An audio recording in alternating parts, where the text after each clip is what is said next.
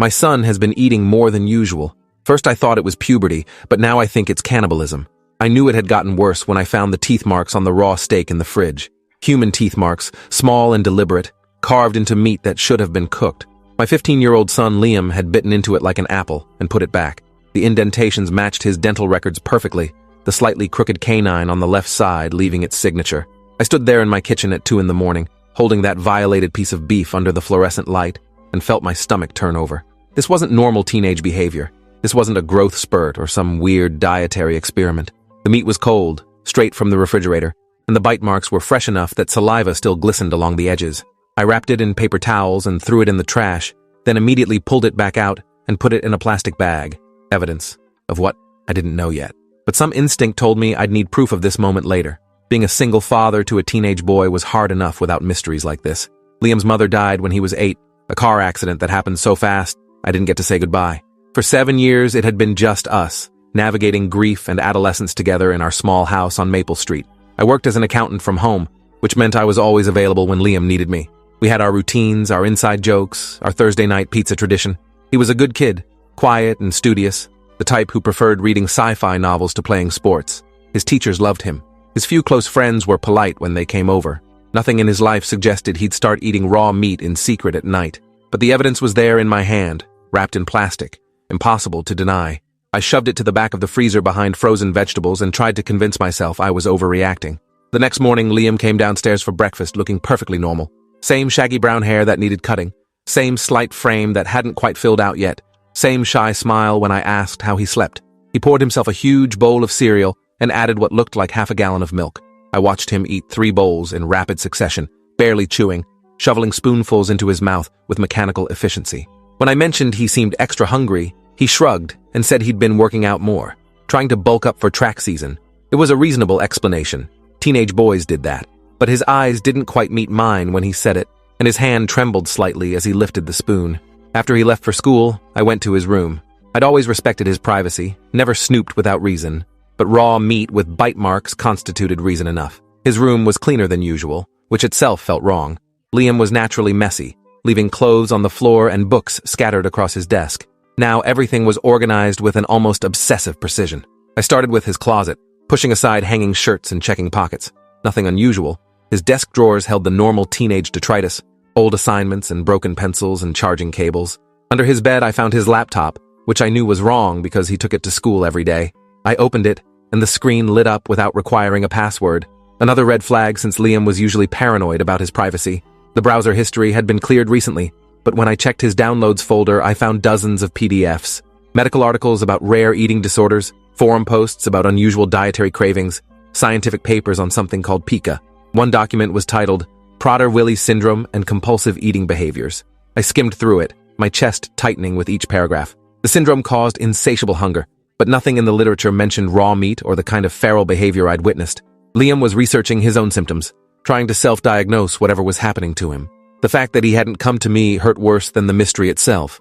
The refrigerator became a battleground over the next 2 weeks.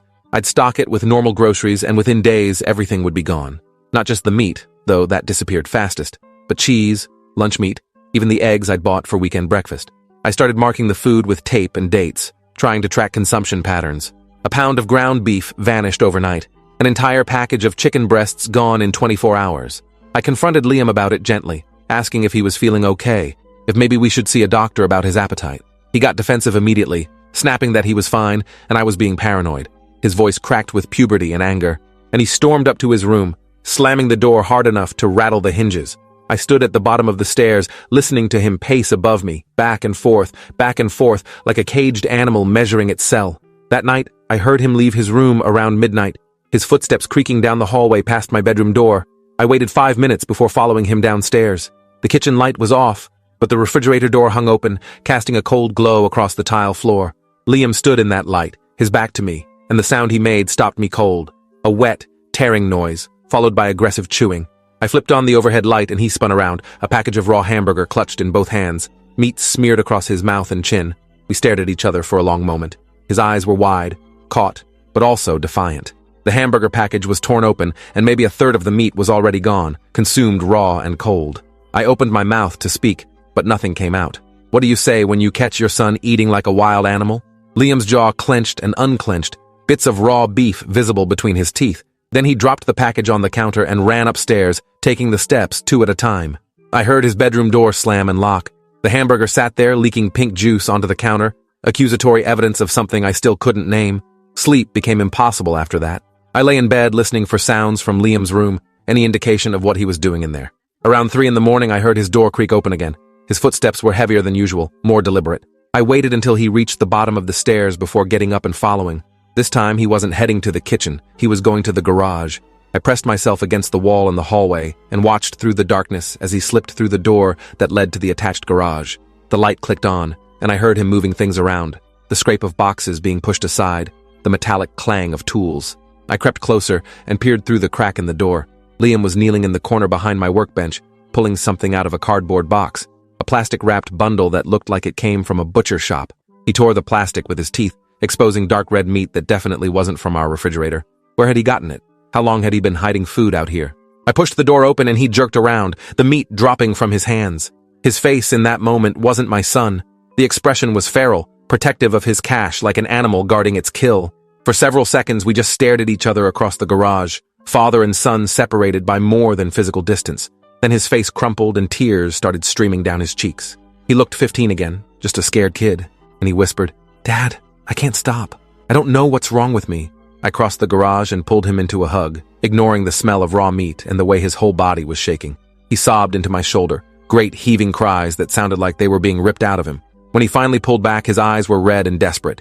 He told me he'd been like this for 3 months now. It started small with just wanting meat more than usual, then progressing to needing it raw, then hiding stashes because he couldn't control the urges.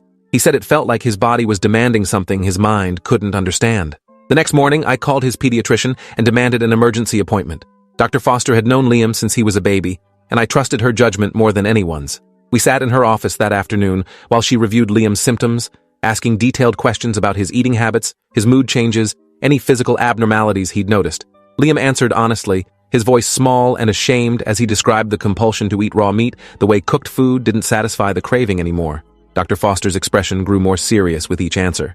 She ordered a comprehensive blood panel, checking for everything from anemia to rare metabolic disorders. The results would take a week. In the meantime, she prescribed iron supplements and suggested we see a therapist who specialized in eating disorders. She was kind, but clearly concerned, and I saw her make a note in Liam's file that made my stomach drop. Possible pica with protein fixation. Recommend psychiatric evaluation if symptoms persist. Therapy started 3 days later with Dr. Adrian Okoye, a soft-spoken psychologist who worked out of an office downtown. Liam was resistant at first, slumping in his chair and giving one-word answers to Dr. Okoye's gentle questions. But something about the doctor's calm demeanor eventually broke through his defenses. By the 3rd session, Liam was talking more freely about the compulsion, describing it as a voice in his head that demanded meat constantly. He said cooked meat tasted wrong now, like cardboard, but raw meat sang to him with flavor he couldn't describe. Dr. Okoye listened without judgment, taking notes in a leather-bound journal. At the end of that session, he asked to speak with me privately. In his office, surrounded by degrees and certifications, he told me he was concerned this went beyond typical eating disorders. The specificity of Liam's cravings, combined with his inability to control them, suggested something neurological or possibly autoimmune. He recommended we see a specialist at the university hospital. The blood work came back abnormal. Dr. Foster called me at work, her voice tight with controlled alarm as she explained that Liam's iron levels were through the roof, far beyond what supplements could cause. His red blood cell count was elevated to dangerous levels, and several metabolic markers indicated his body was processing protein in ways that shouldn't be possible. She'd already made a referral to Dr. Yuki Tanaka, a hematologist at University Medical Center who specialized in rare blood disorders. The appointment was in 2 days. I thanked her and hung up, then sat at my desk staring at nothing while my mind raced through possibilities. Cancer, leukemia, some kind of genetic mutation that was just now expressing itself. Each option was worse than the last. When Liam came home from school, I told him about the abnormal results and the specialist appointment. He took the news with an eerie calm, nodding slowly like he'd been expecting this. That night, he ate an entire rotisserie chicken by himself, bones and all. I watched him crunch through the skeletal structure like it was nothing. Dr. Tanaka's office at the university was all glass and steel, modern and cold. She was younger than I expected, maybe 40, with sharp eyes that missed nothing as she examined Liam. She reviewed his blood work with the kind of intense focus that made me nervous. After the physical exam, she ordered more tests. MRI of his brain and spine, full-body CT scan, bone marrow biopsy. The list went on, each test more invasive than the last. Liam took it all without complaint, lying still in the massive imaging machines while they mapped his insides. The bone marrow biopsy made him cry, not from pain, but from fear of what they'd find. I held his hand through the procedure, squeezing back when his grip became painful. Dr. Tanaka's face remained professionally neutral throughout everything, giving nothing away. She said she'd have preliminary results in 3 days, but the full panel would take 2 weeks. The waiting began to crush me. Every moment Liam wasn't eating felt like a victory, and every meal he consumed felt like watching him slip further away. His behavior at school started deteriorating. His English teacher called to report that Liam had fallen asleep in class multiple times, and when she tried to wake him, he'd snapped at her with uncharacteristic aggression. His best friend Caleb stopped coming over, and when I asked why, Liam muttered something about Caleb being scared of him now. The isolation was making everything worse. Liam spent more time in his room, and the sounds I heard through his door concerned me, pacing, muttering to himself, occasionally a low growl that didn't sound human. One night I heard a crash and rushed in to find he'd punched a hole through his closet door. His knuckles were bleeding, but he didn't seem to notice. He was staring at his hand like it belonged to someone else, flexing his fingers experimentally. The hole in the door was edged with splintered wood, and the force required to make it would have broken a normal person's hand. Liam's knuckles were bruised, but the bones seemed intact. Dr. Tanaka called on a Friday afternoon with preliminary results. Her voice was different this time, excited, but trying to stay professional. She'd found something in his blood work, something she'd never seen before. An unknown protein marker that didn't match anything in medical literature. His DNA showed minor mutations in several genes related to muscle development and sensory processing. She wanted to bring in colleagues from the genetics department, maybe write a paper about Liam's case. But first, she needed to run more tests to understand what this mutation was doing to his body. I asked if it was dangerous, if my son was dying. There was a long pause before she answered. She said honestly she didn't know. This was completely outside her experience. The mutation seemed stable, not degenerative, but she couldn't predict how it might progress. Liam needed to be monitored closely. I agreed to everything she suggested because what else could I do? My son was becoming something medicine couldn't explain. The next phase of symptoms arrived without warning. Liam's sense of smell became incredibly acute. He could identify what I was cooking from his room upstairs before I'd even turned on the stove. He complained that normal smells were overwhelming, covering his nose when we passed perfume counters or restaurants. But raw meat called to him from impossible distances. He could tell when the neighbors were grilling before they'd even started the barbecue. His hearing sharpened too. He'd flinch at sounds I couldn't detect. Television volumes that used to be comfortable now made him wince. He started wearing noise-canceling headphones constantly, even at dinner. His eyes changed subtly, the pupils seeming larger than normal, reflecting light in the dark like an animal's. I noticed it one night when I checked on him while he slept. The light from the hallway hit his face and his eyes flashed green for just a second. When I mentioned it to Dr. Tanaka, she added ophthalmology to the list of specialists we needed to see. The aggression became harder to manage. Liam got into a fight at school, his first ever, after another student made a joke about his eating habits. According to the principal, Liam had thrown the other boy against a locker hard enough to dent the metal, then stood over him with his fists clenched, breathing hard. The school resource officer had to physically pull Liam away. When I picked him up from the principal's office, his hands were still shaking with adrenaline. He kept apologizing, saying he didn't know what happened, that something just snapped inside him. The other boy was fine, just scared, and his parents decided not to press charges after I explained Liam was dealing with medical issues. But the school put him on suspension for a week, and the principal suggested maybe a transfer to alternative education would be better for everyone. I argued against it, fighting for my son's right to stay in his school, but I could see the fear in the principal's eyes. They thought Liam was dangerous. Maybe he was. At home, I started noticing physical changes too. His jaw seemed wider, more pronounced. His teeth looked sharper, especially the canines, which had elongated slightly. When I mentioned this to Dr. Tanaka, she examined his mouth carefully and confirmed the dental changes were real. His teeth were actually restructuring, the enamel thickening and the points becoming more defined. It was like his body was adapting to his new diet, optimizing itself for consuming raw meat. She documented everything with photographs and measurements, her scientific fascination barely concealed behind professional concern. She said evolution didn't work this fast, that genetic mutations didn't express themselves this dramatically, in just months. Whatever was happening to Liam defied current understanding of human biology. She started calling it acute onset carnivorous adaptation syndrome in her notes, a name she made up because nothing else fit. The university's ethics board approved a case study, and suddenly, Liam became medical history. The media attention started when someone leaked his case to a local news blog. Suddenly, reporters were calling, wanting interviews, asking invasive questions about my cannibal son. The headline made me sick. Local teen develops taste for raw flesh, doctors baffled. The article was full of speculation and fear-mongering, comparing Liam to fictional monsters. His classmates saw it. The The harassment at school intensified until I had no choice but to withdraw him entirely. We started homeschooling, just the two of us in our house that felt smaller every day. Liam barely spoke anymore. He spent hours in front of his computer researching his condition, reading medical journals way above his grade level, trying to understand what his body was becoming. Late one night, I found him crying at his desk, surrounded by printouts of articles about genetic mutations and evolutionary adaptation. He looked up at me with eyes that held too much knowledge for 15 and asked if he was still human. I didn't have an answer. Dr. Baiss. Tanaka arranged for us to meet with Dr. Lawrence Chen, a leading geneticist from Stanford, who happened to be visiting the university. Wait, I need to use a different name. Dr. Lawrence Bennett, a leading geneticist who specialized in spontaneous mutations. He examined Liam with the detached curiosity of a scientist encountering a unique specimen. His questions were clinical, probing. How often did the cravings occur? What percentage of his diet was raw meat now? Had he experienced any urges toward non-food sources of protein? That last question hung in the air, heavy with implication.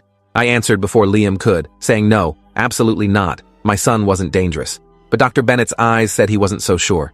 He took tissue samples and more blood, promising results within a week. As we left his office, I heard him on the phone already, talking excitedly about unprecedented genetic plasticity and potential breakthrough in understanding human adaptation. The nightmares started around this time. Liam would wake up screaming, drenched in sweat, describing dreams where he was hunting through forests, chasing prey on 4 legs. The dreams felt real, he said, more like memories than imagination. Dr. Okoye, the therapist, suggested this was his subconscious processing the physical changes, creating narratives to make sense of his new instincts. But Liam insisted they were too vivid, too detailed. He could taste blood in his dreams, feel the satisfaction of a successful kill. The line between his waking and sleeping life was blurring. One night I found him sleepwalking, standing in the backyard in his pajamas, staring at the woods behind our property line with an intensity that frightened me. When I guided him back to bed, he didn't wake up. In the morning, he had no memory of it, but the grass where he'd stood was torn up, like he'd been digging with his bare hands. The breakthrough came from Dr. Bennett's lab. He called late on a Wednesday night, his voice crackling with excitement.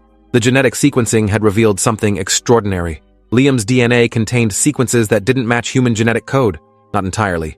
Small sections of his genome had somehow incorporated what looked like predator DNA, species that Dr. Bennett couldn't immediately identify, but that showed markers consistent with large carnivores. It was impossible, he kept saying, impossible but happening right in front of them. The mutation was ongoing, actively rewriting Liam's genetic code in real time. He'd never seen anything like it. He wanted to bring Liam to Stanford for more intensive study, maybe keep him in their research facility for a few months. I said no immediately.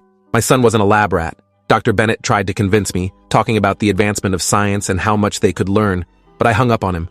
That night, Liam asked what the doctor had said, and I lied, told him they were still running tests. I couldn't tell him his DNA was becoming something other than human. The meat consumption reached new levels. Our grocery bills were astronomical. I was buying entire sides of beef from wholesale distributors, storing them in a chest freezer in the garage. Liam would go through 5 pounds of meat a day, sometimes more, eating it in his room away from my eyes. The smell of his room changed, taking on a musky animal quality that no amount of air freshener could cover. I started finding bones in his trash can, completely stripped clean with marks that looked like they'd been gnawed.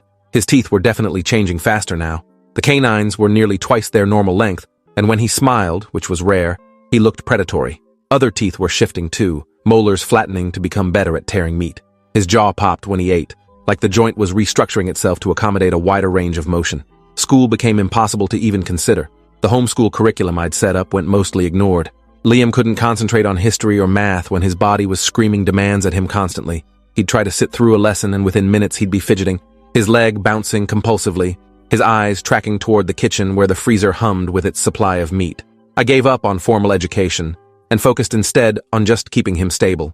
Dr. Okoye suggested we accept the changes rather than fight them, help Liam build a new identity around what he was becoming instead of mourning who he used to be. Easy for him to say. He wasn't watching his child transform into something unknown. But maybe he was right. Maybe acceptance was the only path forward.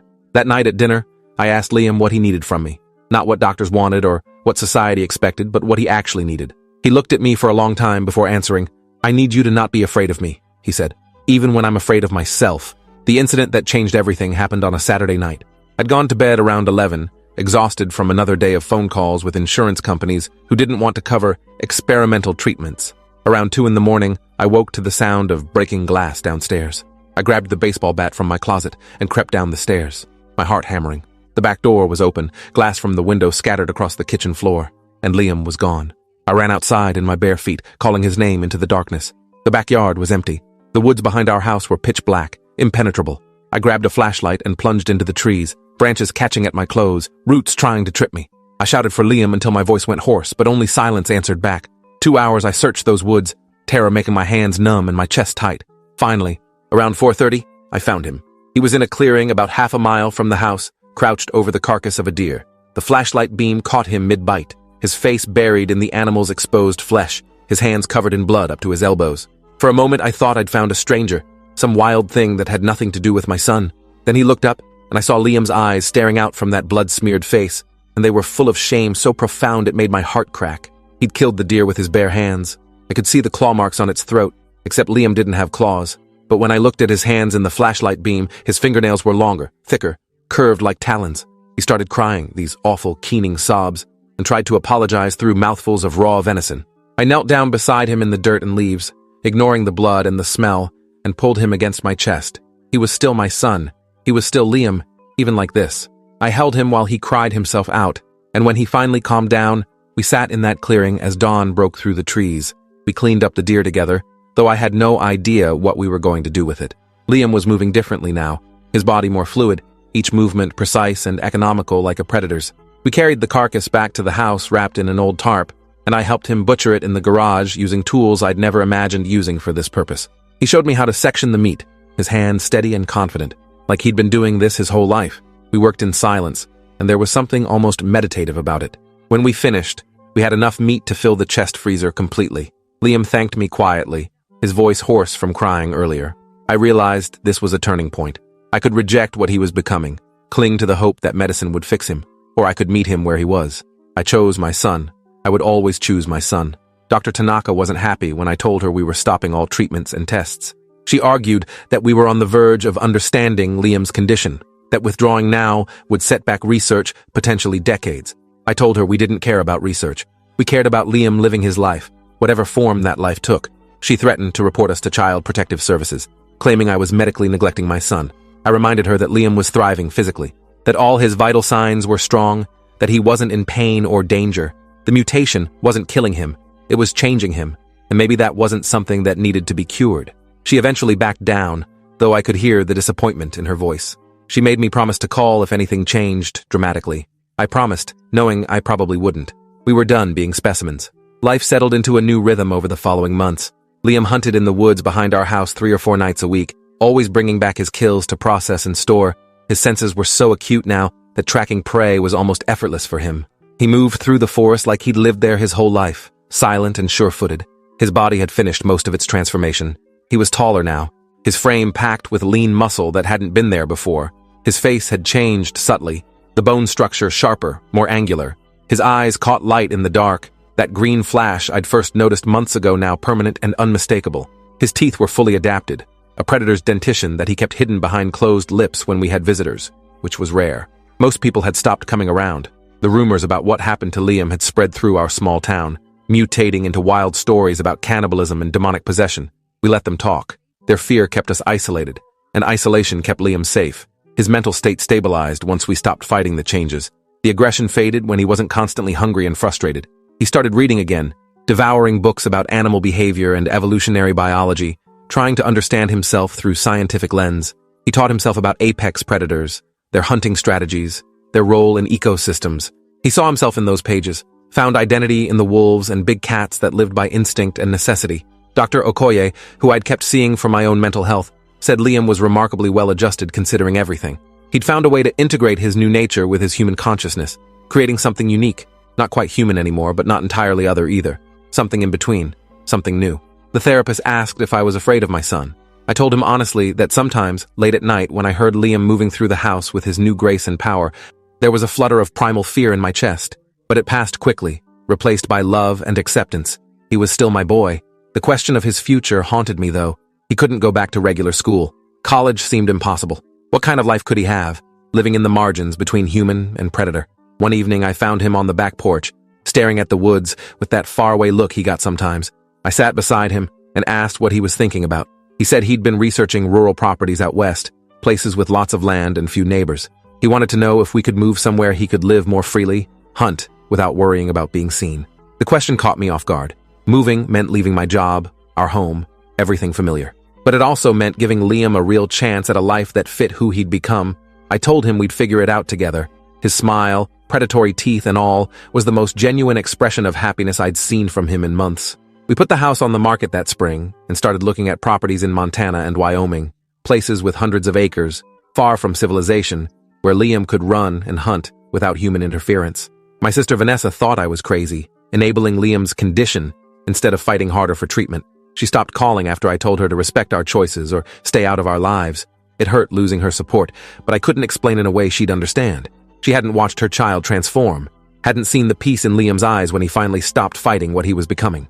We found a property in western Montana, 200 acres backing up to national forest land, a small cabin that needed work but had good bones. The isolation was perfect. We bought it with money from selling our house and from a settlement with the university after I threatened to sue them for how they'd handled Liam's medical privacy. Dr. Tanaka had leaked details to colleagues who leaked to press. The damage to our reputation was permanent, but at least we got compensation. The move happened in late summer. Packing up our old life felt like closing a chapter I'd never expected to finish this way. Liam helped load the truck, his enhanced strength making him capable of lifting furniture I'd have needed help with. The neighbors watched us go with visible relief. Good riddance to the freak family, their expressions said. I didn't care anymore what they thought. We drove across the country with the windows down, and I watched Liam's face as we left the suburbs behind and entered real wilderness. His whole body relaxed in ways I hadn't seen since before the changes started. This was what he needed. Space, freedom, acceptance. The cabin was rustic, no internet and spotty cell service, but it had electricity and running water. We spent the first week making it livable, repairing the roof and clearing brush from around the property. Liam worked tirelessly, his body seemingly immune to fatigue. At night, he'd disappear into the forest for hours, returning before dawn with stories of elk herds and mountain lions he'd observed from a distance.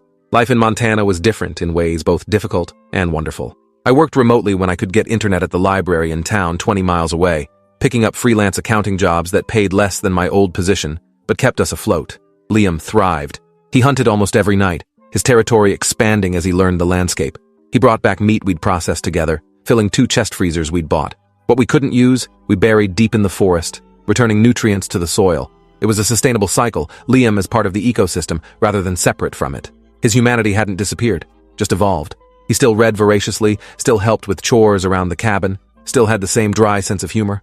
But he moved between human and predator states fluidly now, comfortable in both. Sometimes I'd watch him from the cabin window as he sat on the porch at dawn, his profile sharp against the rising sun, and I'd wonder what his mother would think of what he'd become. I like to believe she'd have loved him through it, same as I had. The Forest Service ranger who patrolled our area became a friend of sorts. His name was Douglas Riley, a man in his 60s who'd spent 40 years in these mountains. He stopped by one afternoon to introduce himself and make sure we knew the regulations about hunting and property boundaries. Liam was out on a run, his new preferred form of exercise, so it was just me. Douglas mentioned he'd been tracking an unusual predator in the area, something that was taking down deer and elk with unprecedented efficiency. The kills were clean, professional, nothing left to waste. He'd never seen anything like it. I stayed quiet, offering nothing.